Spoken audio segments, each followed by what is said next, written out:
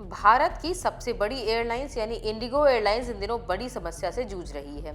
4 दिसंबर को लगातार तीसरे दिन इंडिगो को अपनी कई उड़ानें रद्द करनी पड़ी क्योंकि पायलटों की कमी के कारण उड़ानों को ठीक समय पर चलाने में दिक्कत आ रही है। इस समस्या के चलते दिल्ली, मुंबई, हैदराबाद और अन्य कई शहरों में उड़ानें बाधित रहीं, जिससे हजारों यात्री हवाई अड्डों पर फंसे रहे। गुरुवार को तड़के दिल्ली से रवाना होने वाली इंडिगो की 30 से ज्यादा फ्लाइट रद्द हुई। वहीं हैदराबाद में भी लगभग 33 उड़ानें रद्द हुई। मुंबई हवाई अड्डे पर भी कई उड़ानें रद्द की गईं।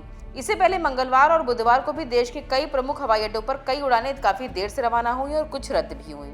अब आते हैं इस बात पर कि अचानक उड़ानों के शेड्यूल में ये गड़बड़ी क्यों और कैसे हो रही है। दरअसल एयरलाइंस पिछले महीने से लागू हुए नए फ्लाइट ड्यूटी टाइम लिमिटेशन यानी एफडीटीएल नियमों के बाद तेजी से बढ़ती पायलट्स की कमी का सामना कर रही है।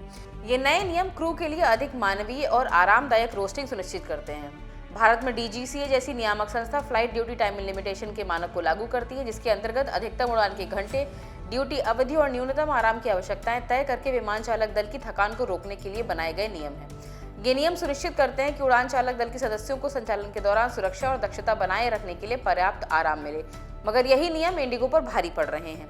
यानी वो इंडिगो एयरलाइंस जिसकी पहचान ही समय पर उड़ान है, उसकी समयबद्धता 35% तक गिर गई है। मिली जानकारी के अनुसार 2 दिनों के भीतर इंडिगो की 300 से ज्यादा उड़ानें रद्द की गई, तो वहीं कई उड़ानें 7 से 8 घंटे की देरी से चल रही हैं। फिलहाल एयरलाइंस प्रबंधन की ओर से ये कहा गया है कि वे इस समस्या पर काम करके जल्द ही फ्लाइट्स को सुचारू रूप से संचालित करने का प्रयास कर रहे हैं।